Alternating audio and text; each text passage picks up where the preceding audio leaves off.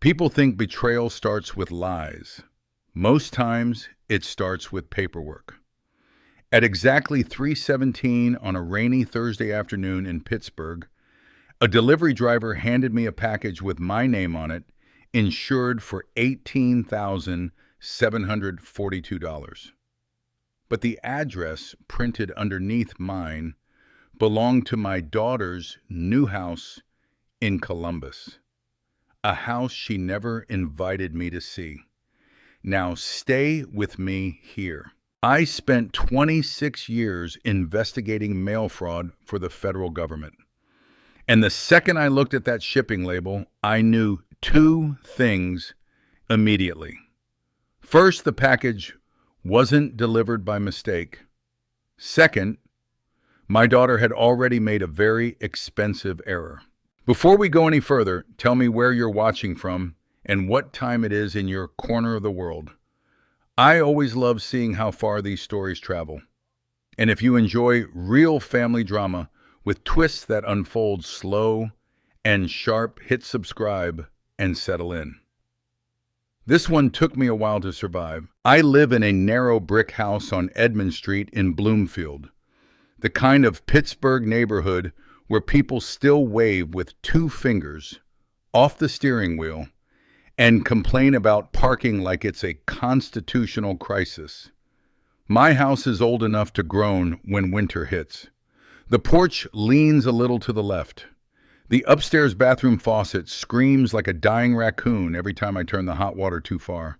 And every morning at 6:10, I make coffee in the same scratched up Mr. Coffee machine my wife Ellen bought at Target back in 2011 for exactly $49.99 because she refused to pay Starbucks prices for hot bean water. You learn to hold on to little things after somebody dies. That's something nobody really tells you. People talk about grief like it's fireworks. Loud, dramatic, explosive. Most grief is quieter than that. It's buying too much bread because your brain still thinks there are two people in the house. It's hearing a joke on the radio and turning your head to tell somebody who isn't sitting there anymore. It's leaving her number in your phone 5 years after the funeral because deleting it feels too much like betrayal. So yeah, I kept the coffee machine and the ugly yellow ceramic bowl she loved and the little handwritten grocery lists she used to stick on the fridge with that stupid magnet shaped like a lobster. You know that magnet. Every family has one weird kitchen magnet nobody remembers buying. Mine just happened to survive longer than my marriage did. Well, longer than death did. That came out darker than I intended. Stay with me here. Most mornings, I drove my old silver 2009 Ford Ranger down Liberty Avenue toward Pamela's Diner around 7:30. The truck rattled hard enough over potholes to qualify as a massage chair, but the engine still worked. And at my age, reliability starts getting more attractive than appearance. That's true for trucks and people, by the way. Pamela sat near the corner with those fogged up windows that smelled permanently like butter and coffee. The waitresses called everybody hon, and the pancakes were larger than some area rugs. That's where Ray Delgado usually waited for me. Ray was 71, built like an exhausted refrigerator, and somehow still wore the same brown leather jacket he'd owned since the Reagan administration. Former mechanic, former boxer for about 6 weeks in 1978, current professional complainer. The man treated minor inconveniences like federal crimes. That Thursday morning before the package arrived, Ray was already grumbling when I walked in. "Your truck sounds worse every week," he said, without looking up from his coffee. "That truck has character. That truck has asthma." Linda the waitress snorted laughing as she topped off our mugs. You boys want your usual depends, Ray said. Egg prices still criminal. Everything's criminal now. Then, yes, he sighed dramatically. Bring me the affordable disappointment. See, that's the thing about old friendships. At some point, you stop trying to impress each other. You just sit there insulting cholesterol together until somebody dies. Ray knew about Heather, of course. Everybody close to me did. My daughter used to call every Sunday night around 8. Didn't matter where she was. Didn't matter how busy life got. She'd call while folding laundry or driving home or standing in grocery store checkout lines. Then she married Brandon Sloan. And slowly, the calls changed. At first they got shorter. Then they got delayed. Then they sounded scheduled. You notice these things as a parent, especially when you spent 26 years as a postal inspector reading patterns for a living. People think investigation work is about intelligence. It's not. Mostly it's patience. Human beings repeat themselves constantly. Same lies, same shortcuts, same little tells. A guilty person almost always rushes. A truthful person remembers details naturally. A liar rehearses emotions instead of feeling them. Brandon was a rehearsed emotions kind of man. Tall, perfect teeth, expensive watches leased on credit, haircut sharp enough to perform surgery, worked in real estate around Columbus selling luxury lifestyle opportunities, which I think is modern American, for convincing people to spend $900,000 on gray kitchen cabinets. I tried to like him. I really did. But some men shake your hand while already calculating what you're worth. You feel it immediately. Heather met him 3 years after Ellen died. I understood why she fell for him. Brandon made everything sound temporary. Debt temporary. Stress temporary. Aging temporary. Sadness temporary. Men like that are dangerous because they speak fluent hope. And after losing her mother, Heather needed hope badly. The problem is, Brandon also treated money like oxygen. He needed more of it constantly. Bigger house, newer SUV, private school tours for children they didn't even have yet, wine club memberships, outdoor furniture nobody actually sits on. You know the type. People who decorate their lives for photographs. Last Christmas, Heather posted a picture online beside a white marble fireplace in matching pajamas with Brandon. The caption said, "New beginnings." I stared at that photo for 10 minutes. Not because of the fireplace. Because I realized I had no idea where that house was. My own daughter had moved into a new home and never invited me over. That one hurt. Not dramatic hurt. Not movie scene hurt. Just a small, precise ache right under the ribs. The kind you carry around quietly while discussing weather and football scores. Ray noticed, of course. "You thinking again?" he asked at the diner that morning. "I'm 70. That's mostly what's left. You should call her. I called Tuesday." And she texted back a thumbs up emoji. Ray made a face like he'd smelled expired milk. A thumbs up. To her father. Apparently, I've been emotionally replaced by small yellow cartoons. Linda slid our plates onto the table. "Kids get weird around 40 now," she said. "I blame phones. I blame..." Brandon Ray muttered. I didn't answer. Because the truth was, I wasn't sure anymore. Heather had changed slowly enough that I couldn't point to a single moment where I lost her. That's the cruel part sometimes. Families rarely break all at once. They erode, one canceled visit, one unanswered voicemail, one uncomfortable holiday dinner at a time.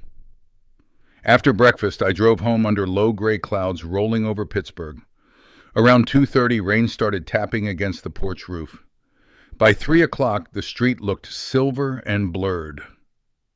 At exactly 3:17 p.m., a white delivery van stopped in front of my house.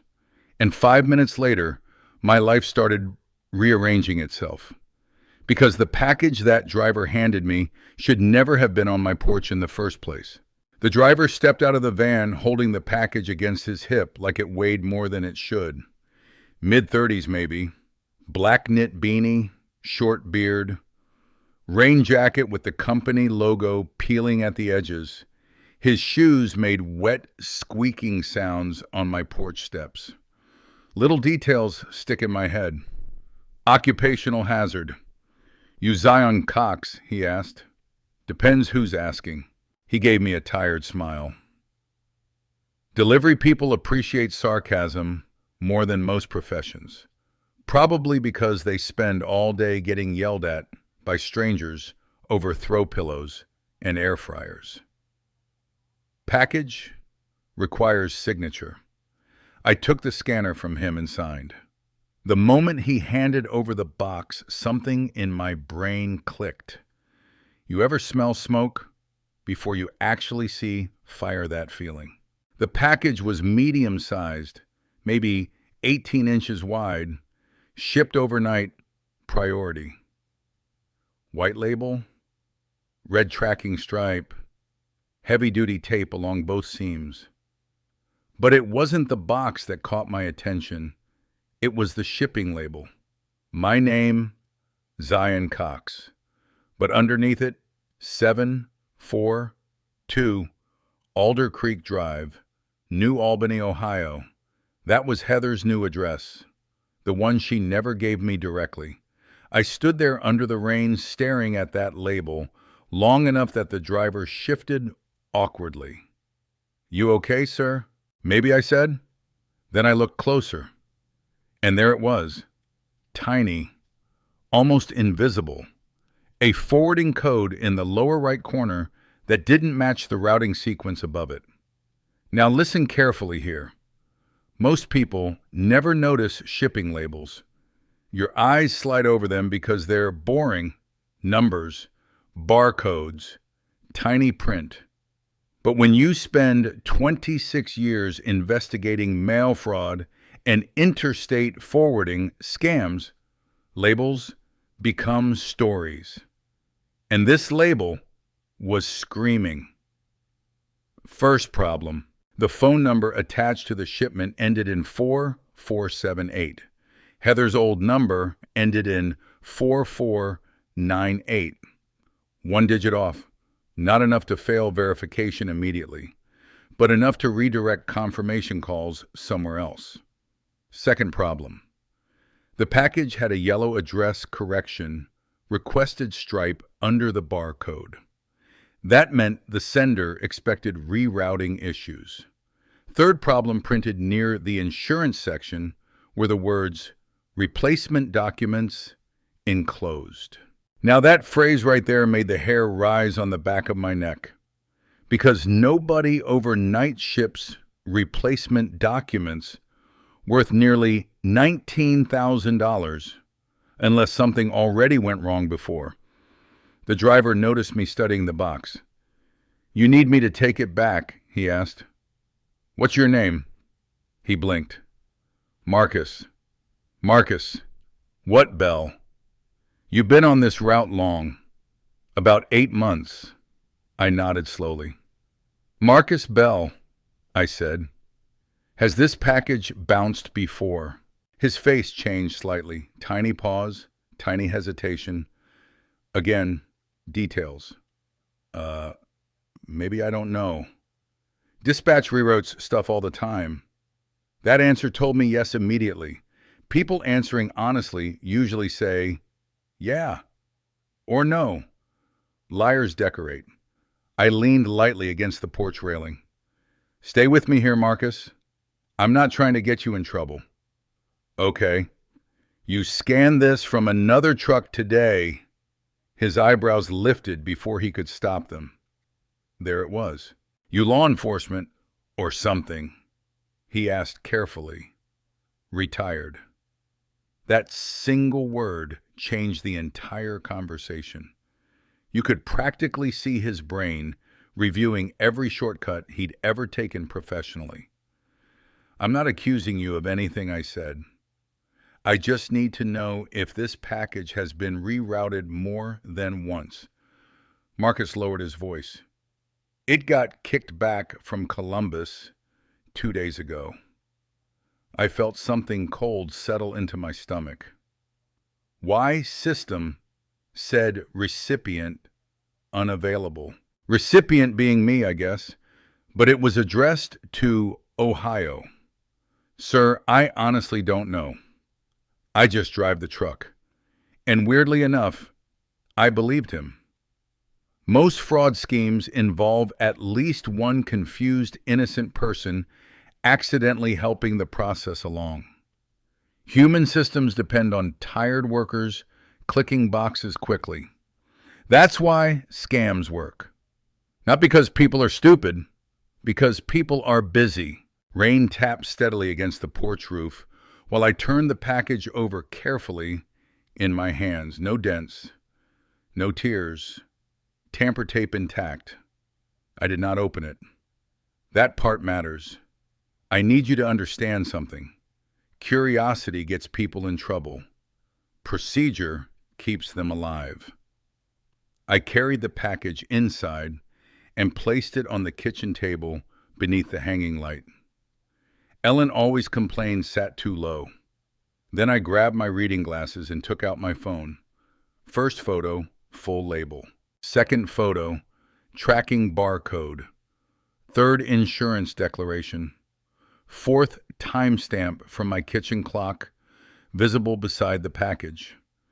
Documentation, always documentation.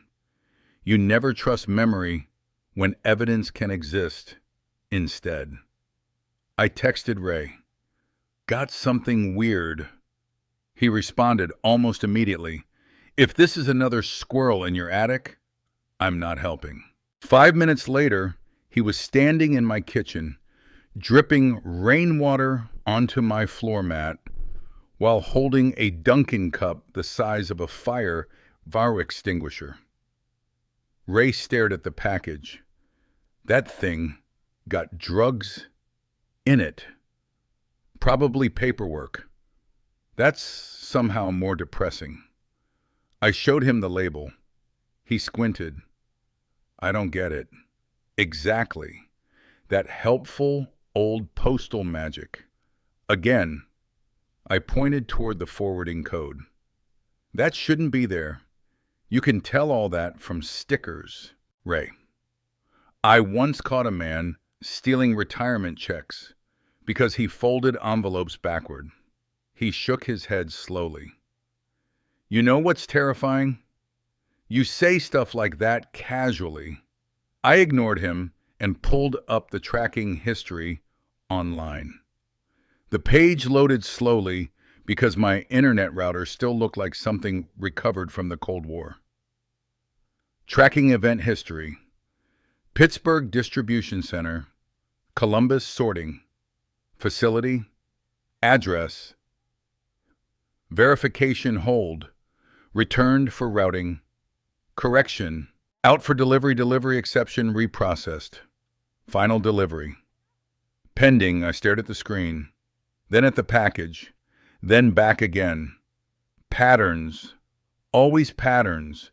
Somebody had been trying very hard to move this shipment between my address and Heather's address without triggering a hard system rejection. That takes intention. Ray leaned closer. You think Heather knows about this? I think Heather's connected to it. That's different. No, I said quietly. Not really. The kitchen suddenly felt smaller. You know those moments where your instincts arrive before your emotions do? That's what this was. My investigator brain had already reached conclusions. My father's heart wasn't ready to accept yet. I zoomed in further on the tracking details. Then I saw something else. A sender reference number. Short, internal, partial, but familiar. Very familiar, because I had seen that exact formatting before on estate processing documents. My chest tightened. Slowly now, carefully. I looked back at the unopened package sitting under my kitchen light. And for the first time that day, I stopped seeing cardboard. I started seeing motive. I didn't open the box, I opened the pattern. Ray was still standing in my kitchen when I said it out loud. This isn't a shipping mistake. He blinked at me like I'd just accused gravity of having intentions. Zion, it's a box. It's a pattern I corrected. That made him sigh the way only a 71-year-old man can sigh when he knows his friend is about to turn a simple situation into a federal investigation again. You ever think maybe retirement is supposed to be boring? Ray asked. I tried that once, I said. Lasted about 2 weeks. Then I organized my spice cabinet by postal zone. Ray laughed despite himself. But I wasn't joking. I brought the laptop closer and pulled up every tracking event again. My fingers moved slower than they used to, but muscle memory doesn't really retire. Each scan point told a story. Each delay told a decision. And decisions leave fingerprints. Look here, I said, pointing at the screen. Columbus sorting facility flagged this as address correction required twice. So that only happens when someone manually overrides system routing. Ray leaned in. You're saying somebody touched it. I'm saying somebody guided it. The kitchen clock ticked louder than usual. Or maybe I was just noticing it more. I opened another tab and searched the sender reference number. Nothing public. That was expected. But what wasn't expected was the internal formatting match that popped up in my memory like an old scar. Estate transition logistics code. Used only when transferring documents tied to inheritance, processing insurance claims, or contested property filings. I stopped moving. Ray noticed immediately. What I didn't answer right away. Because sometimes saying things out loud makes them more real than you're ready for. Finally, I said, this is tied to Ellen's estate file. That changed the air in the room. Ray didn't joke this time. He just set his coffee down slowly. Your wife's, yes. And your daughter is, what? Trying to reroute her own mother's paperwork through your house? That's one interpretation. What's the other? I looked at the package again. The other is, she thinks I'm not paying attention. Ray let out a short, uncomfortable laugh. That's stupid. Heather knows you. You were postal whatever for like forever. Postal inspector, I corrected automatically. Right. That. She knows you notice details. That's exactly why this is interesting. I stood up and walked to the window. Outside Pittsburgh was doing what Pittsburgh does best. Pretending the sky is permanently disappointed in it.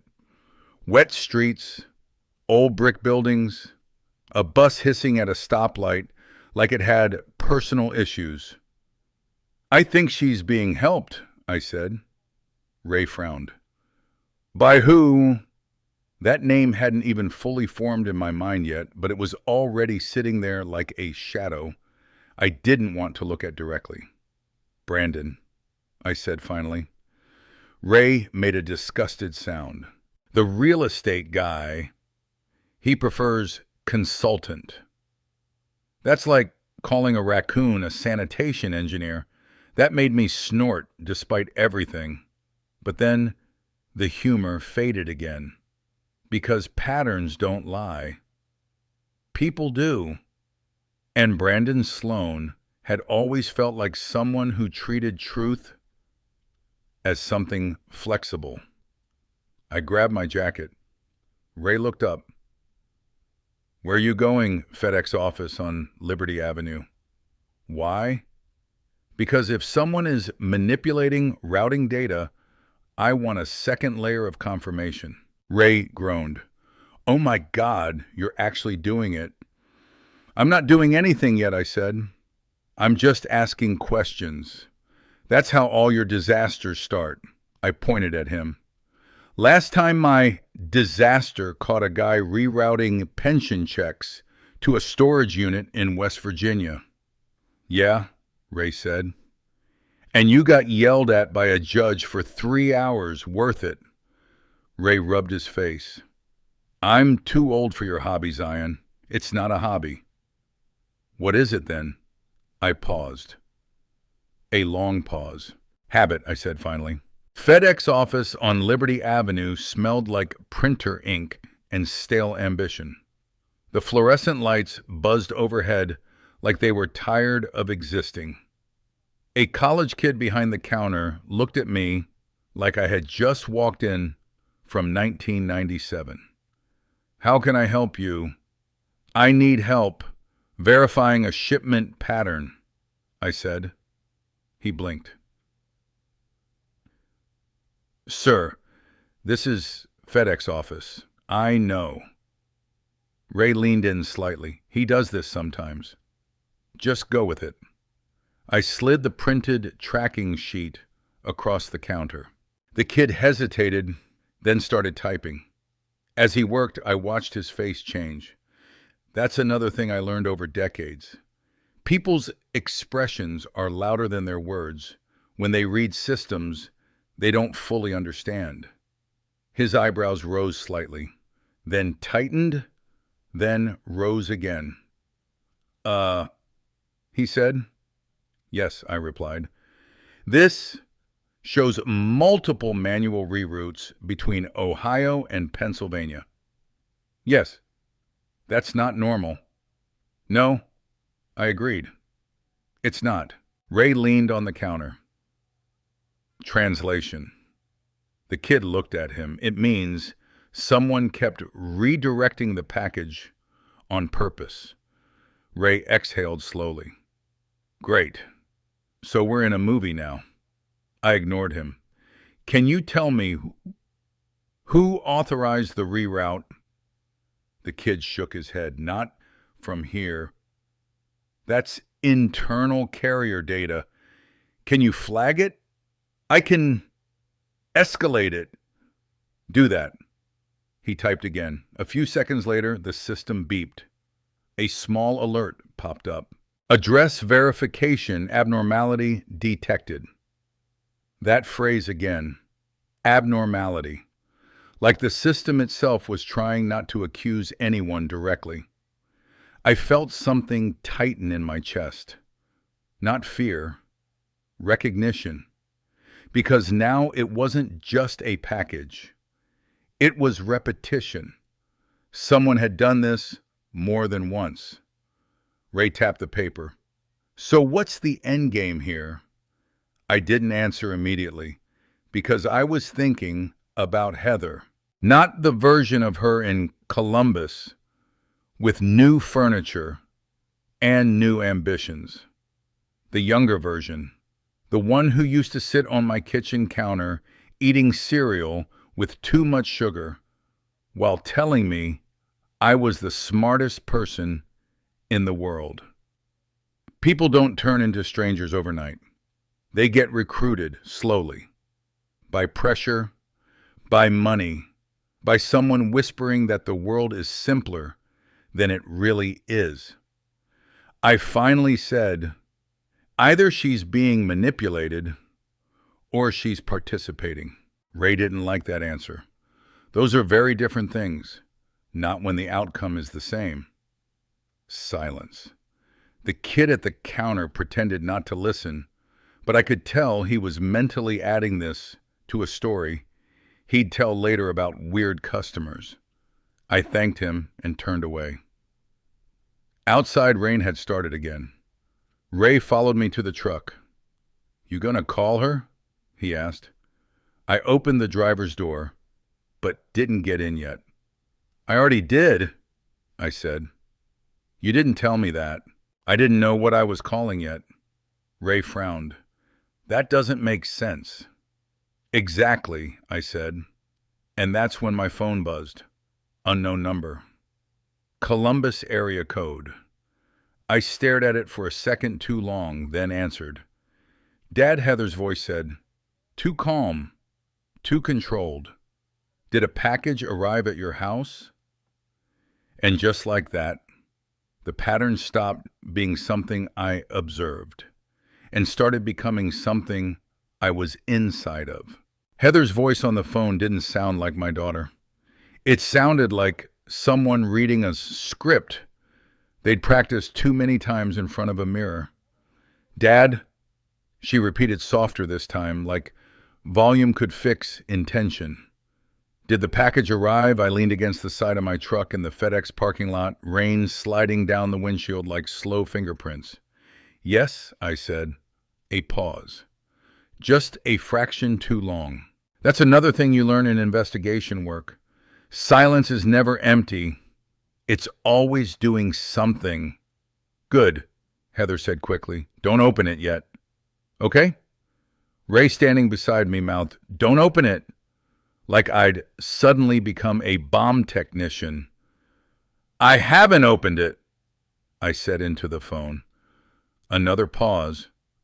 Longer this time. Relief. Real relief. Too immediate to be casual. "Okay," she said. "That's good. That's really good. Now listen carefully here." That "really good" told me more than anything else. People don't celebrate compliance unless they expect resistance. "You're going to send it to Brandon tomorrow," she continued. "He'll handle everything from there." "Handle what exactly?" I asked. A small exhale on her end. Controlled. Careful. Just paperwork stuff. "It's complicated, Dad. I don't want you stressed about it." Ray whispered. "Oh, that's never good," under his breath. I ignored him. "Complicated how?" I asked. Heather hesitated. And that hesitation, that was the crack. Because Heather used to never hesitate with me. She used to speak like truth was something she trusted herself to carry. Now she sounded like someone afraid of dropping it. "It's about Mom's estate documents," she said finally. There it was. My stomach tightened.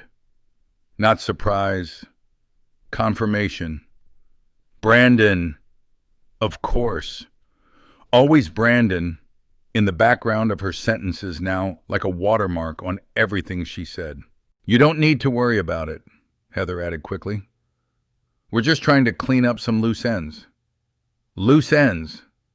That phrase. I almost laughed. Loose ends are what people call things they don't want you to pull on.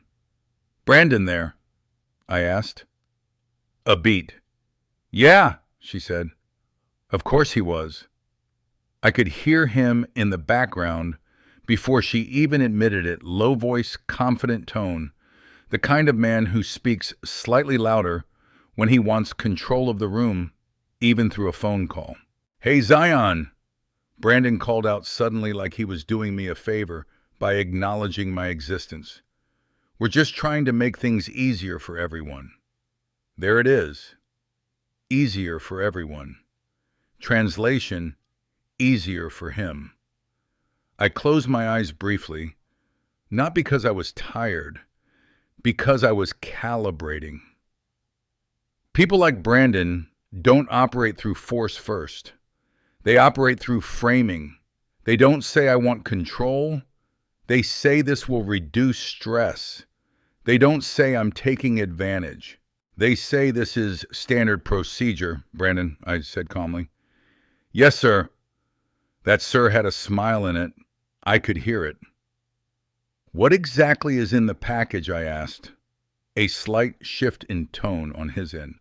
"Oh, just some updated paperwork for account consolidation. Nothing you need to worry about." Account consolidation. That's what he called it. I glanced at Ray, who was now staring at me like I was watching a car crash in slow motion. "Funny thing," I said. "The label has my name on it, but your address—" Silence. That silence wasn't confusion. That was recalculation. Heather jumped in quickly. "That was just a shipping error." Her voice went too fast, too clean. That's when I knew. Not suspected. Knew. Because lies under pressure either slow down or speed up. Hers sped up. "Dad," she continued softer. Again, "please don't make this harder than it needs to be." That sentence. That one right there. That's where children stop being children and start becoming negotiators. "What are you afraid I'll see?" I asked quietly. Another pause. Longer.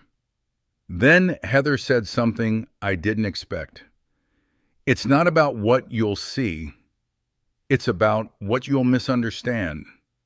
And that was almost worse, because it implied intent, not accident, not confusion, interpretation.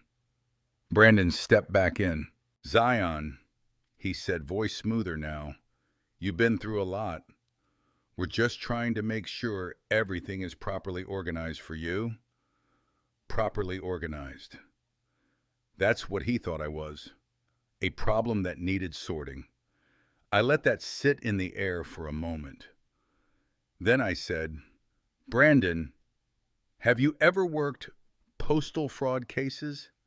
A short laugh. "No, sir." "Then you might want to stop organizing things you don't understand." Another silence. Not a comfortable one this time. Heather tried again.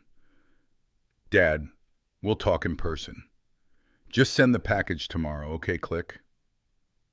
She hung up. Not a dramatic hang-up. Not anger. Control. Ray looked at me. "That felt bad," he said. I nodded slowly. "It was worse than bad." "What do you mean I opened the truck door but didn't get in yet?" "I mean, I said she already knows what's inside that package." Ray frowned. "That's impossible." "She asked you what was in it?" "No." I corrected. "She asked if it arrived." That distinction mattered. Ray went quiet. Rain hit the roof of the truck harder now, like it was trying to emphasize something. I got in and sat there for a moment. The package sat on my passenger seat like a second presence, still unopened, still patient. Ray finally spoke again. "So what now?" I turned the ignition, but didn't drive yet. "Now we stop guessing," I said. How I looked at the box. And for the first time that day, I felt something shift. Not anger, not fear. Clarity. I opened the pattern, I said. Ray sighed. "Oh no." I pulled out my phone and sent one message to a number I hadn't used in over a decade. Marlene Pierce, estate law attorney. Then I looked at Ray. "Go home," I said. He blinked. "You're serious." "I always am when I stop joking." "That's your least comforting sentence." I almost smiled. "Almost." "Ray, I said this isn't about a package anymore." He hesitated. "What is it about then?"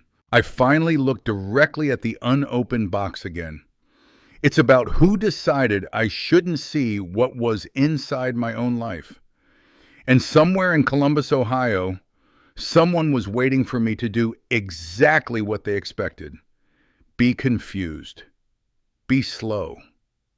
Be old. They made one mistake. They sent it to a man who used to open the other people's secrets for a living. And I still knew how to read the handwriting. Marlene Pierce called me back in exactly 7 minutes. That alone told me she had already stopped whatever she was doing. Marlene doesn't interrupt her schedule for small problems. She interrupts it for problems that are about to become paperwork wars. Zion, she said the moment I picked up. No greeting, no warmth, just my name like a file being opened. I've got something I need you to look at, I said. Send it. I did. Photo of the shipping label, tracking history, forwarding code, insurance value, the whole thing. I could hear her breathing change on the other end. Not dramatically, professionally. That subtle shift lawyers make when a case stops being theoretical. This is cleanly staged, she said after about 20 seconds. What does that mean? It means someone didn't make a mistake. They built a system that looks like a mistake. I leaned back in my truck seat. Ray, sitting in the passenger side now because he refused to leave, whispered, "That sounds expensive." Marlene continued, "Zion, are you physically holding the package right now?" "Yes. Don't open it without documentation." "I wasn't planning to." "Good. Because this could be tied to estate manipulation." That word landed heavy. Estate. I already knew where this was going, but hearing it confirmed by someone like Marlene always makes it worse. Because now it stops being instinct. It becomes legal reality. "What kind of manipulation?" I asked. There was a pause. "I'm going to be direct with you," she said. "Someone may be attempting to establish a narrative that you are cognitively unreliable." Ray muttered, "Oh, hell no." I didn't speak because I was already there mentally. Cognitively unreliable. That's the polite way of saying this old man doesn't know what's happening anymore. Brandon's voice suddenly replayed in my head. "We're just trying to make things easier for you." Easier. Right. Marlene continued. "If they can demonstrate confusion in asset handling or document tracking, they can petition for control of financial oversight. And the package I asked could be part of that paper trail." I looked at it again on the passenger seat, still unopened, still patient, like it was waiting for me to confirm their story. Ray leaned forward. "So Heather's trying to..." "What?" "Take control of his stuff." I shot him a look. "She's not alone in this." Marlene heard him. "Correct," she said. "There is usually a second party in cases like this. Someone who benefits from acceleration, Brandon," I said. "That would be my assumption based on your description." A long silence followed. Outside Pittsburgh, rain hit the windshield like soft static. Then Marlene said something that tightened my chest. "Zion, has anything else been redirected recently?" "Mail statements, legal notices," I hesitated. Then remembered something. "A bank letter from 2 weeks ago I never received. A property tax notice I saw online instead of in my mailbox. A life insurance statement that arrived late according to the system."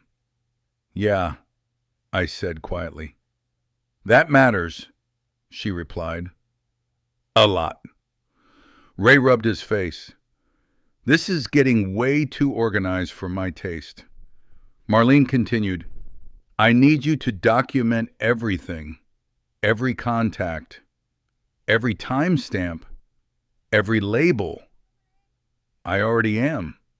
"I know you are," she said. "That's why they picked you." That sentence made my stomach tighten again. "What do you mean, they didn't choose you randomly, Zion?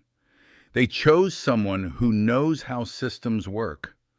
I didn't like that implication because it meant Heather wasn't just drifting into this. She was being positioned, used, or participating, and I still couldn't tell which version hurt more. Marlene exhaled slowly. I'm coming in, she said. You're in Pittsburgh? No, but I'll be there tomorrow morning. Ray looked at me. Your lawyer is traveling for you. That's not good, right? It means it's serious, I said. Marlene added. Do not engage directly anymore without me present if possible. Then she paused. And Zion, yeah, do not open that package alone tonight. I looked at it, then at Ray, then back at the steering wheel. I hear you, I said. We hung up. For a few seconds, neither of us spoke. Then Ray broke it. So what's in the box? I finally exhaled. That's the problem, I said. I don't think the box is the point. Ray frowned. That sounds like something a villain says in movies. Maybe I replied. Or maybe it's something someone says when they've seen enough fraud cases to know the object is never the crime. Ray leaned back. I miss when your biggest problem was squirrels. Me too. We sat there listening to rain. Then my phone buzzed again. Unknown number. Columbus. Again. This time I didn't hesitate. I answered. Heather's voice was different now. Strained. Less controlled. Dad, did you talk to someone? That question told me everything. Because she didn't ask who. She asked if. Meaning she already knew there was a second layer forming. I glanced at Ray, then said, yes. A long pause, longer than before. Then Heather's voice cracked slightly. Please don't turn this into something bigger than it is. I almost laughed, but not because it was funny, because it was already too late for that. Something bigger than what I asked. Another pause. Then Brandon's voice came in from the background, again sharper this time. Zion, listen. This is getting out of hand. We're trying to help you. Help. Always help. Funny how that word shows up right before control. I tightened my grip on the phone. Brandon, I said calmly.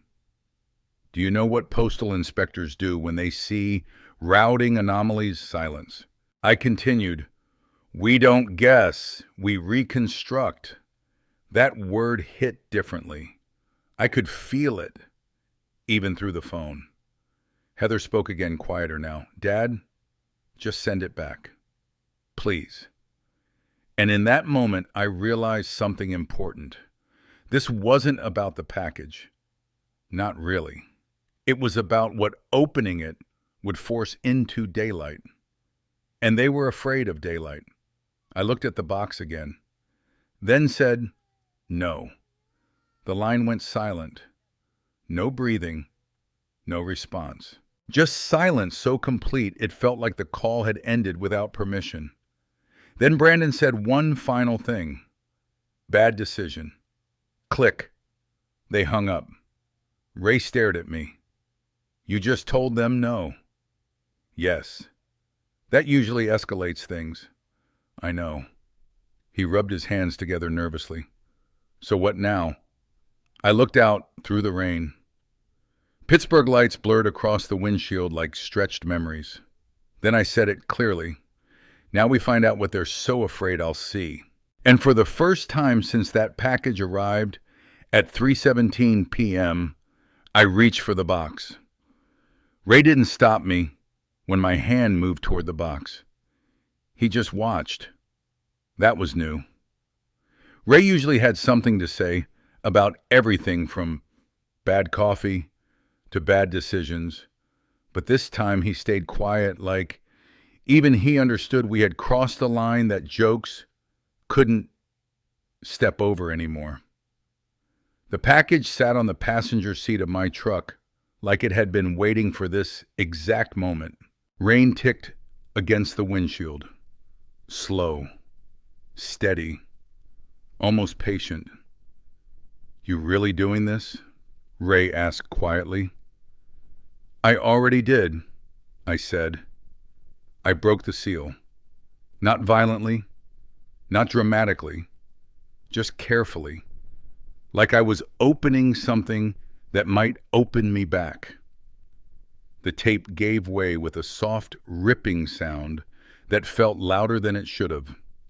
Inside was another box, smaller, plain brown, no branding, no sender name, just a second label stuck on top. And the moment I saw it, my stomach dropped slightly, because this label didn't look like shipping. It looked like internal routing paperwork, the kind you don't see unless you've worked inside the system. Zion Cox, verified recipient. Below that, authorized reroute request, collector file. Ray leaned in. "What the hell does that mean?" "It means," I said slowly, "this wasn't sent to me." He frowned. "Then who was it sent to?" I didn't answer immediately, because I was looking at something else now. A faint stamp in the corner of the inner box. Ellen Mercer, estate file reference. That name hit harder than anything else that day. My wife. My dead wife. Ray noticed my face change. "Zion," I swallowed. "This is tied to Ellen's estate processing." Ray blinked. "Wait, your wife's paperwork. Why would your daughter have that?" "That's the question. The exact question. And I wish I had a simple answer. Instead, I had patterns. And patterns don't come with comfort." I carefully lifted the inner box. It was heavier than it should have been. Not physically, emotionally. Inside were sealed envelopes, 3 of them, each stamped with financial institutions I recognized immediately. P.C. Bank, Metropolitan Life Insurance, Allegheny County Probate Division. Ray let out a low whistle. "Okay, this is officially above my pay grade." I didn't open them yet, because something else caught my eye. A small folded sheet placed on top. Not official, not printed, handwritten, Heather's handwriting. I froze for a second longer than I want to admit. Ray saw it too. "Is that?" "Yes." I unfolded it slowly. Only 2 lines. "Dad, don't make this harder than it needs to be." That was it. No explanation. No context. Just pressure. I exhaled through my nose. Not anger, not sadness, something worse. Recognition. Because that sentence wasn't written like a daughter talking to a father. It was written like someone managing resistance. Ray stared at me. "She wrote that." "Yeah. She sounds different." "She is different," I said quietly. And that's when something inside me shifted. Not emotionally, structurally. Like my brain stopped asking what is happening and started asking who benefits. I set the note down carefully, then opened the first envelope. P.C. Bank. Inside account adjustment forms. But not just any forms. These were requests for temporary guardianship review due to alleged cognitive decline. Ray swore under his breath. "Are they serious?" I didn't respond yet, because I was reading the signature line. Submitted by Heather Sloan, authorized family contact, and co-signed Brandon Sloan, financial liaison. Ray looked at me sharply. That's not normal," right? No, I said. That's not normal. Second envelope. Life insurance. Change of beneficiary review request. Pending verification of mental competency. Third envelope. Probate office. Motion for estate oversight reassessment. All of them aligned. All of them pointing in one direction. Me. Ray leaned back in his seat. They're trying to declare you unfit. Yes. But why now? I looked at the note again. Don't make this harder than it needs to be. And suddenly it clicked. They think I'll fight, I said. Ray frowned. Of course you'll fight. That's not what I mean.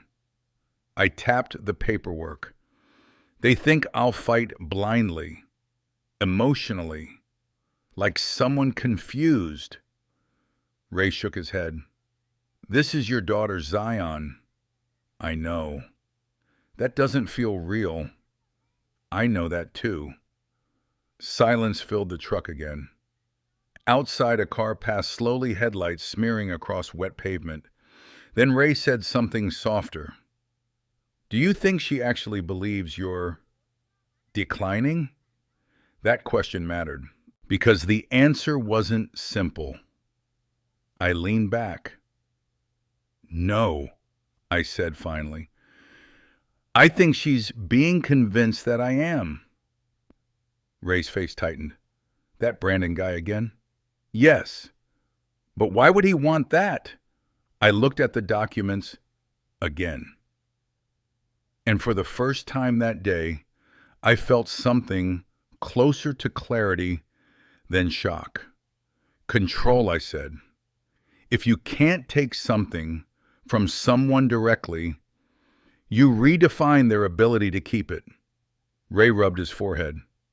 That sounds like legal evil. It's legal strategy, I corrected. And that's worse. My phone buzzed again. Heather. I didn't answer immediately, just stared at the screen. Ray noticed. You're not picking up. I need to understand something first. What I looked at the package, then at the handwriting, then at the bank forms. They're building a case, I said. A case for what? For the idea that I can't see clearly anymore. Ray leaned forward. And can you... I didn't answer immediately. Because that's the trick, isn't it? Once someone plants doubt about your perception, the fight isn't about truth anymore. It's about credibility. I finally answered the phone. Heather's voice was quieter this time, less rehearsed, more human. Dad, I saw the documents were opened. I stayed silent. She continued quickly. Please, just listen to me for a second. Still silence. Then she broke slightly. I didn't want it to go like this. That line landed differently. Ray looked at me watching. Then, stop it, I said calmly.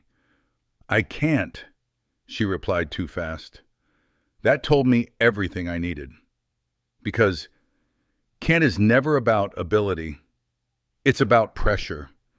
Brandon's voice came through faintly in the background again, but this time Heather muted him halfway. That detail mattered. She was losing control of the room, slowly. Dad, she said softer, just don't sign anything they send you, okay? I looked at the documents spread across the passenger seat. Already signed, already submitted, already building momentum without me. I haven't signed anything, I said. A pause. Then confusion. What? And I almost felt sorry for her in that moment. Almost. Because I realized something important. Heather thought I was still at the beginning of this. She didn't know I was already inside the system. Where are you right now? I asked. At home, she said. Columbus. Yes. I nodded slowly. even though she couldn't see me. Then you should sit down, I said. Why? Because I could hear it now. The shift. The realization forming at the edge of her voice. Dad, what did you do? I looked at Ray, then at the open box, then at the note. I didn't do anything, I said quietly. I just followed the label. And somewhere between Pittsburgh and Columbus, a story that started with a delivery mistake was about to become something nobody in that family was ready for. Heather didn't speak for a long time, long enough that I thought the call might have dropped. Then I heard her breathing again, small, uneven. Not the controlled version of her I'd been talking to earlier. This was the version she didn't want anyone, especially me, to hear. Dad, she finally said quieter. What are you talking about? Ray looked at me from the passenger seat and mouthed, "This is getting worse," like it was some kind of weather report. I ignored him, because now it wasn't just about paperwork anymore. It was about timing. I'm talking about the documents you sent through my name, I said calmly. I didn't send anything through your name, she replied too quickly. That was mistake number one. Speed. Truth doesn't rush to defend itself. It just stands there. I looked down at the carbon copies again. PNC Bank. Life insurance. Probate motion. All of them tied together like someone had taken separate threads and braided them into a single rope. Brandon is there. Isn't he? I asked. A pause. Too long. Yes, she said finally. I closed my eyes for a second. Not because I was tired, because I was mapping. When you've spent enough years in investigations, you stop hearing conversations as conversations. You start hearing them as sequences, inputs, delays, emotional triggers. Brandon's voice came faintly in the background again. Not clear words this time, just tone, fast, sharp, controlled irritation. He was pacing. I could hear that too. He wants you to send everything back, Heather said quickly.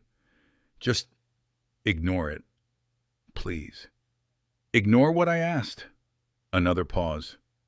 And I swear this was the moment everything shifted. Because Heather said something she shouldn't have known how to say. The estate file updates. Ray sat up straighter. I turned slightly in my seat. Which estate file updates? I asked. Silence. Not empty silence. Panicked silence. Then Brandon grabbed the phone. Zion, he said, voice tight now. We're not doing this over the phone. I leaned back.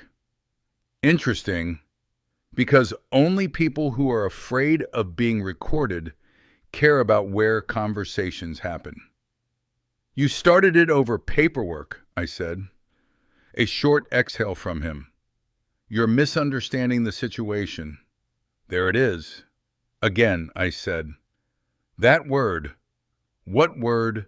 Misunderstanding. Heather came back on the line. Dad, please, just listen. The bank flagged some inconsistencies in account behavior, and I interrupted gently. No, Heather. The bank didn't do anything yet. Silence. I continued. Someone requested they do. Another pause. Longer this time. Ray whispered, "Oh my God," under his breath. And then Heather said it, barely audible. You shouldn't have looked inside. That was it. That sentence, that was the confirmation. Because guilt only reacts like that when discovery is unexpected. I felt something settle in my chest. Not anger, not shock. Clarity. Who told you I opened it? I asked. No answer. Brandon again. Zion listened carefully. No. I cut in. You listened carefully. Silence. Even Ray stopped breathing for a second. I used to investigate postal fraud cases, I said slowly. People think manipulation is complicated. It's not. It's predictable. A pause. You rerouted documents through my address to create a pattern. I continued. A pattern suggesting confusion in handling personal estate material. Heather's breathing got heavier. You created delay points, I said, so it looks like I lost track of my own mail, Dad. And then you attached financial documents to it, I continued. So when the bank reviews it, it doesn't look like a mistake. It looks like decline.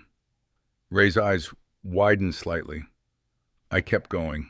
But you made one assumption. Brandon finally spoke again. And what's that? I looked at the box on the seat. You assumed I wouldn't recognize the structure of it. Silence. Heavy silence.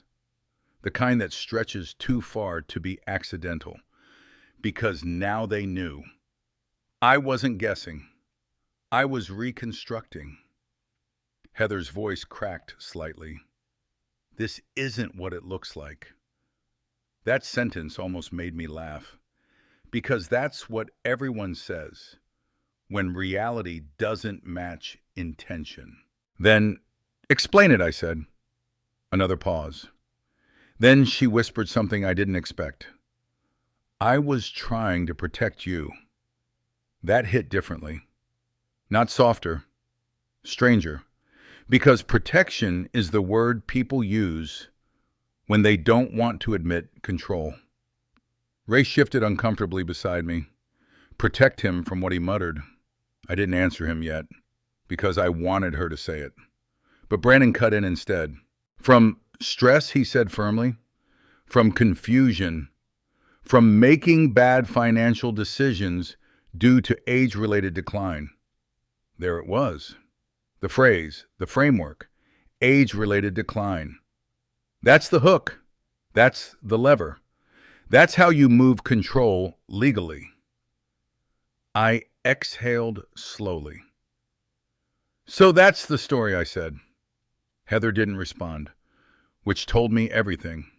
Because silence at that point wasn't confusion. It was alignment. I leaned forward slightly. Let me tell you something, I said. Brandon didn't respond immediately, so I continued. You think this is about whether I'm confused or not? Still silence. It's not, I said. What is it then? Brandon asked cautiously. I looked at the rain streaking across the windshield.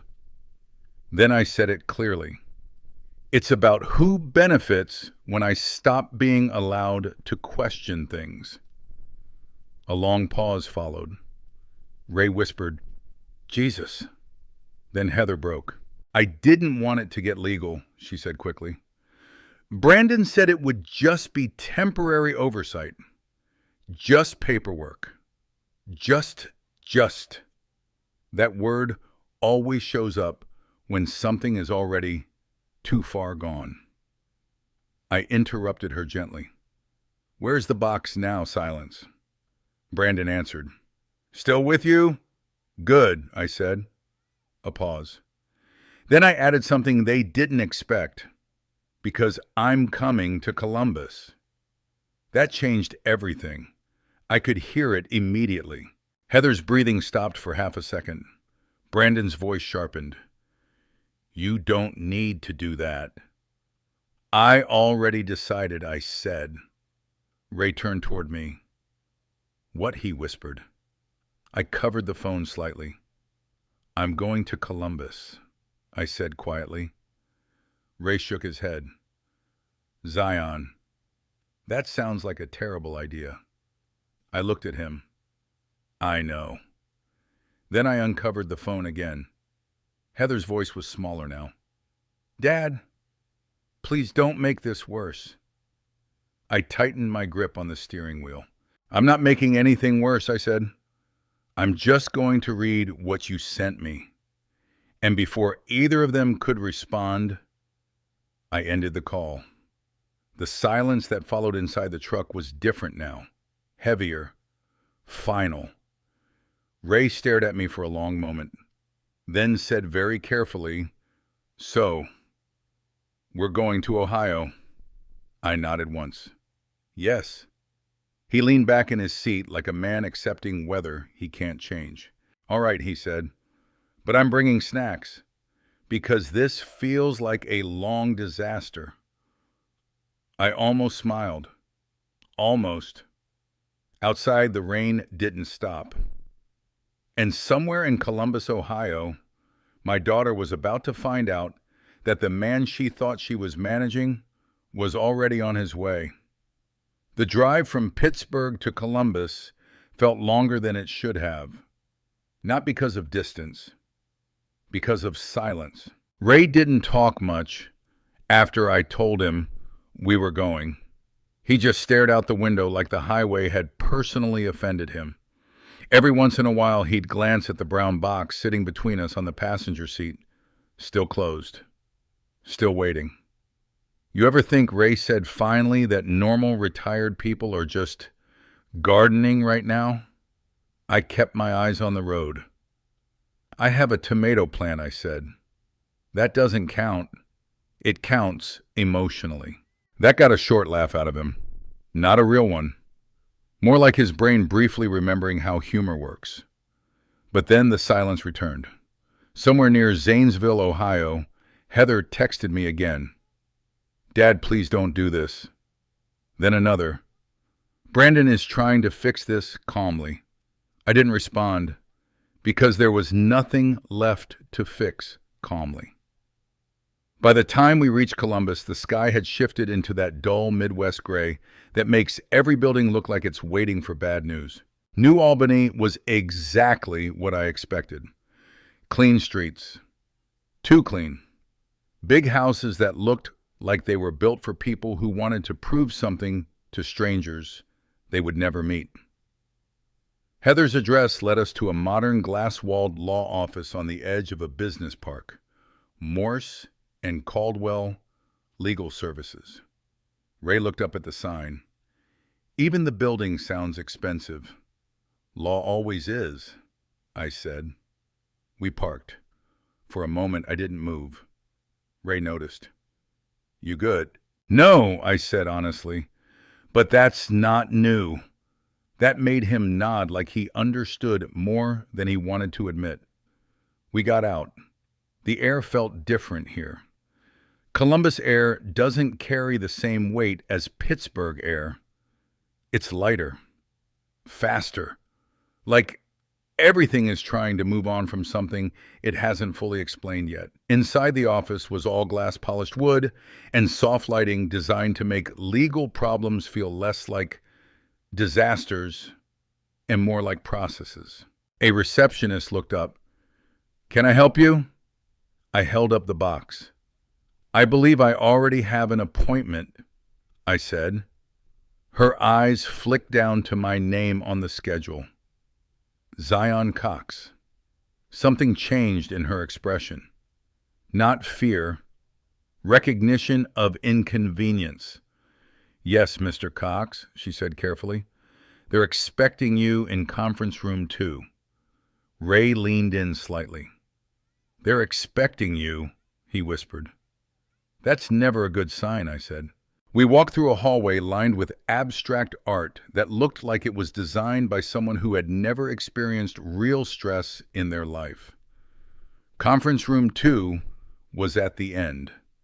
Glass walls, long table, too many chairs, and at the far end, Heather. She looked smaller than I remembered. Not physically, emotionally, like someone had been compressed by invisible pressure for too long. Brandon stood beside her. Expensive suit, perfect posture, That same rehearsed confidence I'd heard in his voice over the phone. And between them sat a man I didn't recognize. Lawyer. Mid-50s, calm face, controlled eyes. The kind of man who has already decided what the truth will look like before hearing it. He stood as I entered. "Mr. Cox," he said smoothly. "I'm Calvin Rhodes." I nodded. Ray whispered, "He looks like he charges per breath." We sat. Heather didn't look at me directly at first. That told me more than anything. Brandon did, constantly, like he was watching for reaction. Calvin opened a folder. "Thank you for coming," he said. "We're here to discuss a simple estate clarification and temporary oversight arrangement regarding financial and medical decision documentation." Simple. That word again. Always simple, right before something isn't. I leaned back in my chair. "Before we start, I said I'd like to confirm something." Calvin nodded politely. "Of course." I placed the box on the table, right between us. It made a soft sound. Not dramatic, just final. "I assume this is what we're all here about," I said. Heather finally looked at it. Her face tightened slightly. Brandon didn't. He just exhaled like he was annoyed I hadn't already surrendered. Calvin glanced at it. "I'm not familiar with that item," he said carefully. "Interesting," I replied, "because it's been moving between my address and my daughter's for about a week now." Heather shifted. Brandon spoke first. "That's irrelevant to the legal matter we're discussing." I looked at him. That was the first time I really looked at him in this room. Not as a son-in-law, not as a voice on a phone, but as a man who believed he had already won something. "Everything is relevant," I said quietly. Calvin cleared his throat. "Mr. Cox, the concern here is that multiple financial institutions have flagged inconsistent document handling and potential cognitive discrepancies in estate communication." There it was. The phrase, cognitive discrepancies. Not decline, not incompetence, just enough softness to sound reasonable. I nodded slowly. "So let me understand," I said. "You're saying I might be confused." Brandon leaned forward slightly. "We're saying there's evidence of inconsistency in document tracking," Ray muttered under his breath. "That's fancy for 'we made a plan,'" I continued. "And that evidence comes from..." "What exactly?" Calvin slid a folder forward. "Printed tracking summaries, bank alerts, email logs, copies of forwarding requests. And right there, my name, my signature. Except I didn't recognize it. Not because it was fake, but because it was incomplete. A composite. They had stitched behavior patterns together like fabric." Heather finally spoke. We didn't want this to go this far." Her voice cracked slightly at the end. "That was real. That part was real." Brandon stepped in quickly. "We're trying to protect you from legal exposure due to consistent documentation." I laughed once. Not loud, not emotional, just a single breath of disbelief. "Legal exposure," I repeated. Calvin adjusted his glasses. "Yes. If institutions believe there is cognitive decline, certain protective measures are..." I interrupted him gently. "Stop!" The room went quiet. Even Ray stopped moving. I leaned forward slightly. "I worked 26 years investigating mail fraud," I said calmly. "Do you know what every single case has in common?" No one spoke. Someone always believes the system will interpret reality the way they want it interpreted. Brandon's jaw tightened. Calvin stayed neutral. Heather looked down. I tapped the box once. You built a narrative, I said. You didn't build evidence. Brandon finally spoke sharply. That's not true. I turned to him. Then open it. Silence. Heather looked up quickly. Dad, don't. I shook my head slightly. No. Let him. That changed the room. Because now it wasn't theory. It was demonstration. Brandon hesitated. Just for a second. That was enough. I slid the box toward him. Go ahead, I said. And for the first time since this began, Brandon Sloan didn't look confident anymore. He looked uncertain. And that was the moment I knew the pattern was finally about to break. Brandon didn't touch the box right away. That hesitation lasted maybe 3 seconds. But in a room like that, 3 seconds is loud. Ray noticed it too. I saw his eyes shift slightly, like he was suddenly paying attention in a way he hadn't before. Heather was watching Brandon now. Not me. That mattered. Because fear always tells you where loyalty really sits. Go on, I said quietly. It's just paperwork, right? Brandon exhaled through his nose, trying to recover the rhythm he usually lived in, the one where he controlled timing, tone, outcome. He reached forward, slow, careful, and opened the box. The room didn't react immediately. At first it looked almost underwhelming. Just envelopes. Plain, neat, organized. But I saw it in his face first. That micro shift. When confidence checks the instructions twice. Calvin leaned slightly forward. Heather's hands tightened in her lap. Brandon pulled out the top envelope. PNC Bank. Then the second. Life insurance. Then the third. Probate motion. And then he stopped. Because underneath all of it was my folder. The one I built. The one I didn't send. The one they didn't expect. Ray whispered, "Oh no." I stayed quiet. Let him read. That's the mistake most people make. They think control comes from speaking. It doesn't. Control comes from letting the other person realize they've already been seen. Brandon opened the first page.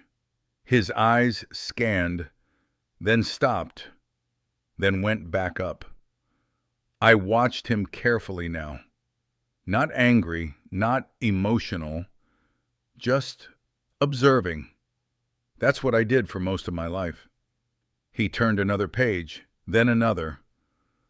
The room felt smaller. Heather leaned slightly forward now. "Brandon," she said quietly. He didn't answer. Because he was reading something he hadn't prepared for.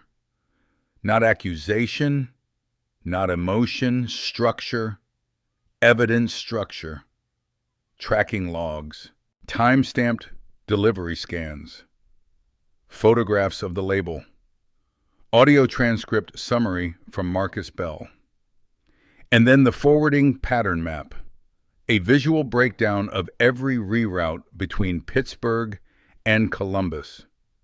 Clean, simple, undeniable. Calvin adjusted his posture. "What is this?" he asked carefully. I answered calmly. "That's what happens when someone tries to simulate cognitive inconsistency using postal systems." Brandon snapped his head up. This is fabricated." Ray let out a short laugh. "Buddy," he said, "everything in that box looks more organized than my entire life." Heather stood up slightly. "Dad?" she said again, but softer now. Like she was realizing something had already moved past her ability to stop it. I looked at her. Not cold, not warm, just honest. I didn't open your documents to attack you, I said quietly. I opened them to understand why my name was being used inside them. Silence. Then Calvin spoke slowly. These records suggest coordinated submission patterns across multiple institutions. Correct, I said.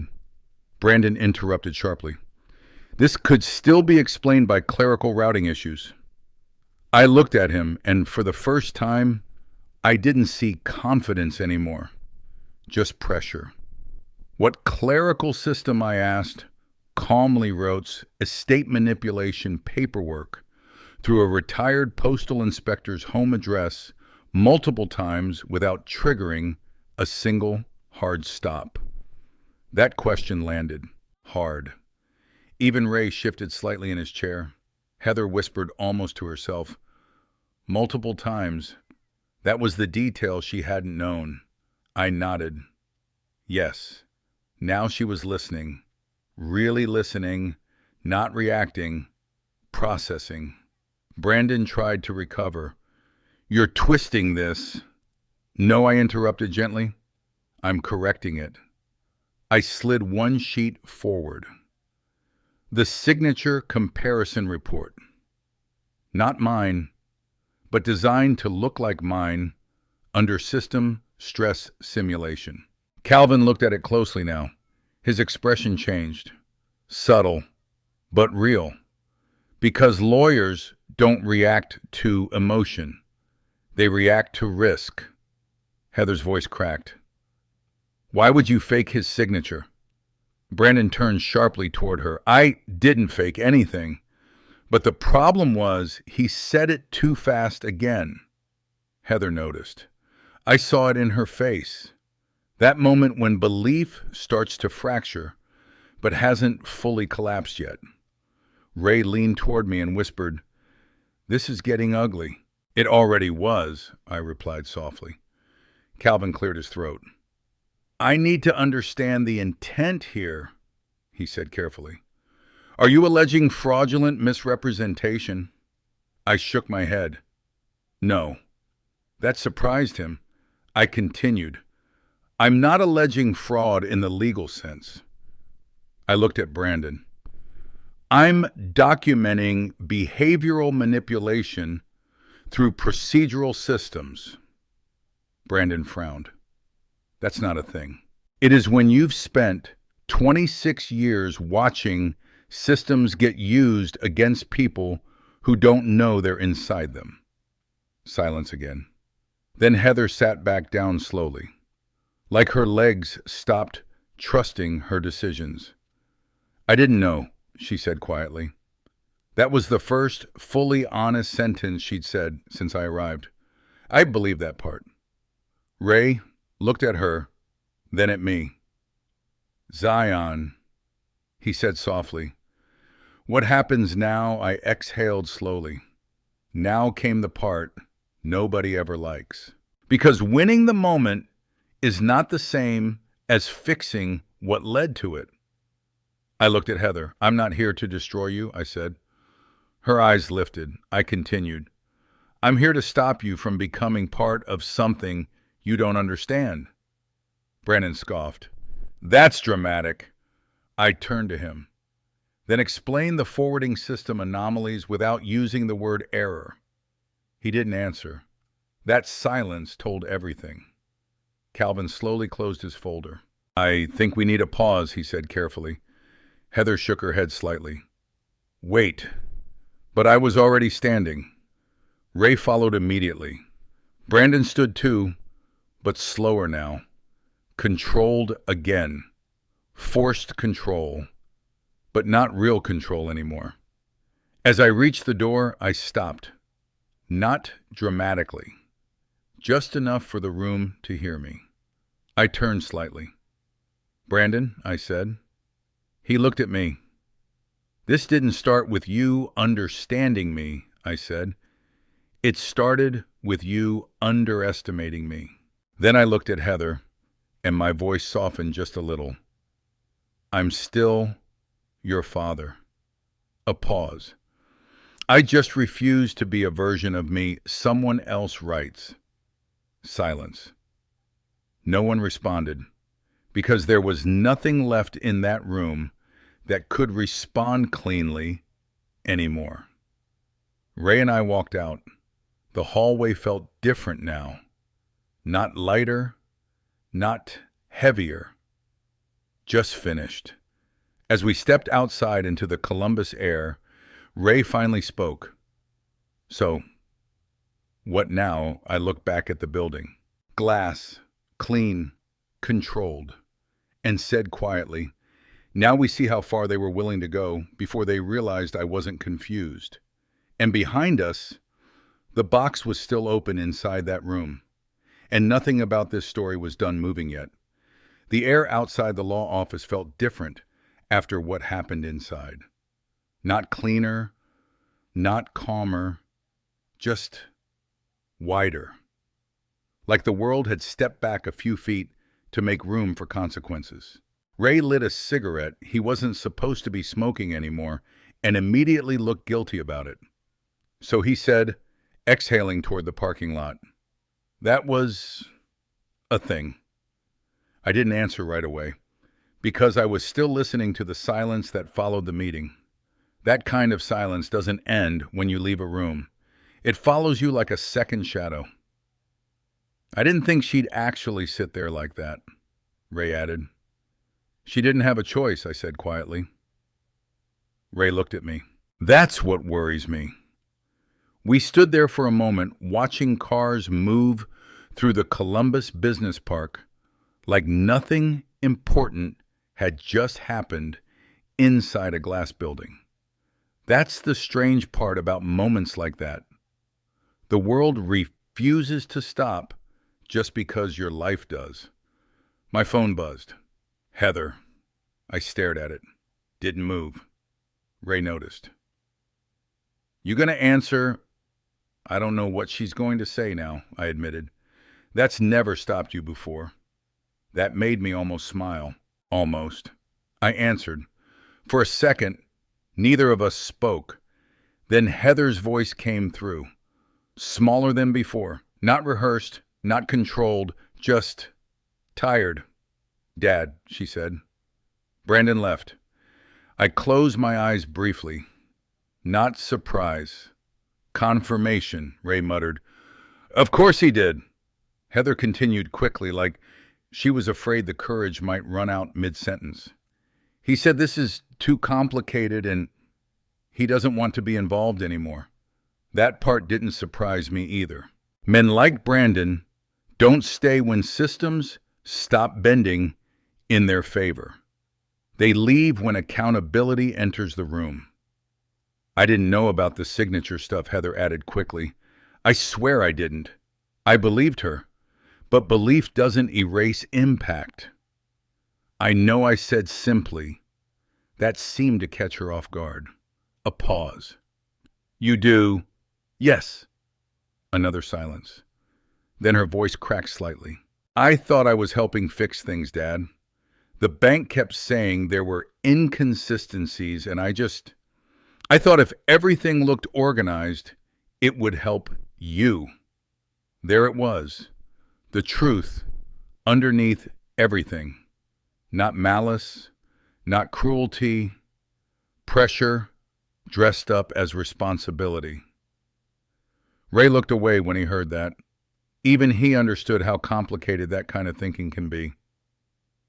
You didn't need to fix me, I said quietly. I wasn't trying to fix you, she replied quickly. I was trying to keep things from getting worse. And instead, silence. Because now she knew. Instead, she had handed someone else the ability to define me. That's the danger nobody talks about. People don't always steal from you directly. Sometimes they convince the people closest to you that you're already losing yourself. Heather's voice softened again. Dad, what happens now? I looked out across the parking lot. Ray flicked ash onto the ground and waited. That question mattered. Not legally, emotionally, because winning a confrontation is easy. Repairing what led to it is not. I don't know yet, I admitted. That was the first completely honest thing I said all day. Another pause. Then Heather whispered, I'm sorry. Not perfect, not complete, but real. I exhaled slowly. I know I said again, and I did. But sorry doesn't untangle systems already set in motion. It just marks the moment you stop pretending it didn't happen. We ended the call without drama. No final words, no dramatic closure, just the quiet click of a line going dead. Ray waited a second. So what's the verdict, Judge Cox? He asked you gently. I looked at him. She didn't understand what she was participating in, I said. And that matters. Yes, I said. But it doesn't erase what was built. Ray nodded slowly. That sounds like life, honestly. We started walking back toward the truck. The box was gone now. Sealed in evidence. Transferred through Marlene's chain of custody that morning while we were still inside the building. But the impact of it wasn't gone. It lingered in how Heather spoke, in how Brandon left, in how fast the system revealed its structure once someone stopped trusting appearances. As we got into the truck, Ray looked over. So what happens with her? Now I started the engine. The old Ford rattled like it always did. I set boundaries, I said. That's it. That's not it, Ray, I said. That's the part people always underestimate. He frowned. What do you mean? I pulled out of the parking spot slowly. Everyone thinks justice is about punishment, I said. But most of the time, it's about stopping access before damage becomes permanent. Ray nodded slowly. That sounds like something you learned the hard way. I did. We drove in silence for a while. Columbus fading behind us. Heather texted once more. I'm home. Then another. Can we talk later? I didn't respond immediately. Not because I was punishing her, because I needed to think about what talk meant now. Ray broke the silence. You going back to Pittsburgh? Yeah. And her. I looked at the road ahead. Long, straight, quiet. She's going to have to rebuild her version of things I said. Ray nodded. And you? I tightened my hands on the wheel. I'm going to fix what I can. Still access, I said. And accept what I can't. That was the part nobody likes. Not the confrontation, not the reveal. The acceptance that some damage doesn't resolve neatly. It just settles. Hours later, as we crossed back into Pennsylvania, Ray spoke again. You know, he said, for a guy who just went through a family disaster, you're awfully calm. I let out a small breath. I spent my career watching people lie to systems, I said. The hardest part isn't catching it. What is it? It's realizing the system was always made of people. Ray didn't respond to that. Neither did I. Because by the time we reached Pittsburgh, the rain had stopped. But something else had started. Not closure, not healing. Just the long, complicated process of figuring out what family means after the paperwork is already on the table. And somewhere behind us, in a glass office in Columbus, a daughter sat in silence, realizing her father had never been confused at all.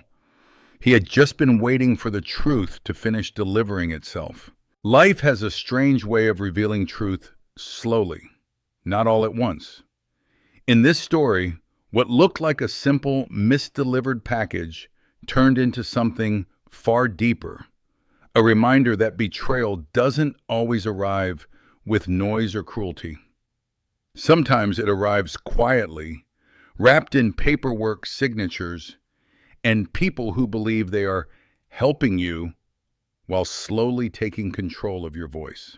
What I learned, and what I hope you take from this, is that being family does not automatically protect you from misunderstanding, manipulation, or fear.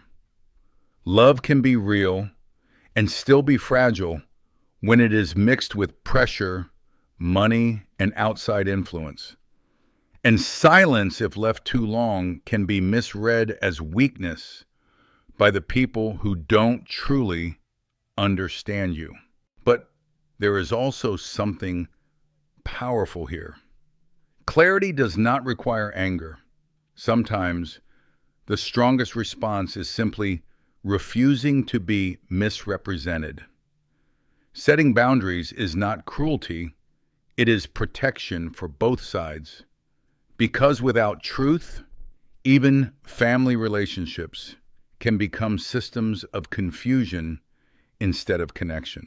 And maybe the hardest lesson of all is this: you can love someone deeply, silly, and still need distance while the truth settles. That doesn't mean the bond is broken forever. It just means it needs time to heal in a way that respects reality, not illusion. If this story meant something to you, join our community by hitting that like button and subscribing for more real, raw, and family-centered stories. Drop a comment below and tell us, have you ever been in a situation like this? We read every single one. And as always, thank you for being a part of this.